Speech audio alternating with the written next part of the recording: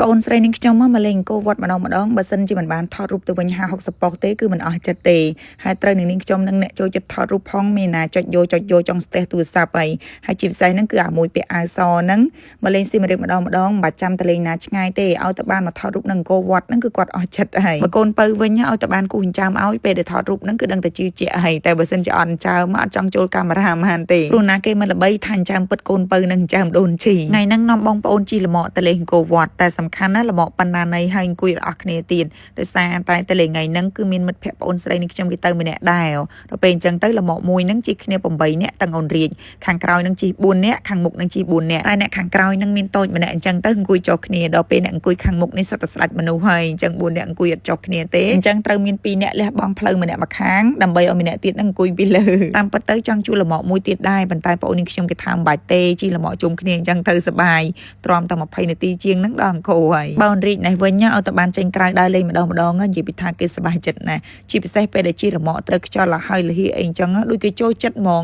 គេសប្បាយគេលោតកឆេងគេកវីសក់ឡើងចង់ជ្រុះសក់ហើយនិយាយទៅកូនហ្នឹងគឺចូលចិត្តដើរលេងហ្មងយកចេញក្រៅមិនដែលយំស្រែករោគរឿងឲ្យយើងពិបាកមើលគឺអត់ទេហើយពេលដែលនាំគ្នាមកលេងអង្គរវត្តនេះគឺពេលល្ងាចហើយប្រហែលជាខ្ទង់ម៉ោង5បានជីល្មកមកដល់តាមពិតទៅដំបងឡាយហ្នឹងគឺអត់មានកម្រងថាមកលេងប្រាសាទអង្គរវត្តទេថ្ងៃហ្នឹងត្រូវនាំគ្នាទៅផ្ទះនៅទលេប៉ុន្តែដោយសារតែប្អូនស្រីនឹងខ្ញុំហ្នឹងគេមានច្បាប់ឈប់សម្រាកថ្ងៃបនឆ្លងឆ្នាំសកលហ្នឹងដូចជា4-5ថ្ងៃអញ្ចឹងទៅគេឆ្លៀតមកលេងផ្ទះនៅទលេតែដល់ទៅពេលមកដល់សៀមរាបគេថាកុំតាន់ឲ្យចុះទៅផ្ទះនៅទលេអីគេចង់មកលេងអង្គរវត្តបានមួយថ្ងៃសិនអញ្ចឹងទៅក៏បានមកលេងអង្គរវត្តជុំគ្នានឹងឯងសំខាន់មកលេងអង្គរវត្តល្ងាចហ្នឹងបានជួបហ្វេនមិនក្រុមដែរគ្រាន់តែដើរពីមុខចូលមកដល់ក្នុងឃើញកពូល5នេះឡើងម៉ោង5កន្លះបាត់ហើយអញ្ចឹងកូនពៅគេថាមិនបាច់ចាំទៅថតរូបនៅណាទេថតរូបនៅនឹងហើយជាប់កពូល5ឃើញស្អាតព្រោះបើសិនជាដើរចូលក្នុងទៀតហ្នឹងគឺល្ងឹតបាត់ហើយថតរូបអត់កើតទេមកលេងអង្គរវត្តល្ងាចហ្នឹងអត់មានបានអីទេបានរូបថតពីអ្នកបងប្អូនគេនឹងឯងលឹងពេញទូរស័ព្ទអស់ហើយបើអ្នកខាងនេះវិញក៏ដូចត្រូវធៀបគ្នាជាមួយនឹងស្វានឹងអង្គរនឹងដល់ហើយឃើញគាត់ចាប់កាន់ស្វាអញ្ចឹងនេះខ្ញុំចេះតែភ័យខ្លាចស្វានឹងខំតែអត់ទេស្វានឹងវាចូលចិត្តបលែងលេង